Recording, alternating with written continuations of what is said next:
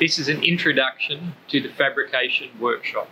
The Fabrication workshop is only available to accredited students of the Faculty of DAB for course subjects that have a making component and where workshop time has been allocated. All students need to book time in the workshop unless they are in a timetable class. The hours of operation are Monday to Friday, 9 a.m. till 12, and then 1 p.m. till 4:30. All students and staff must have completed a full safety accreditation. Safety in the workshop. In using the workshop, all students must comply with the safety regulations as set out by WorkSafe for industrial workshop spaces. All users of the workshop have an obligation to proper standards of care in the interests of safety for themselves and others as outlined in the UTS Health and Safety.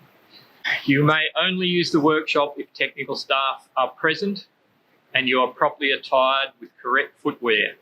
We're here to help you, but it is important that you come to the workshop well prepared as there are increasing time pressures.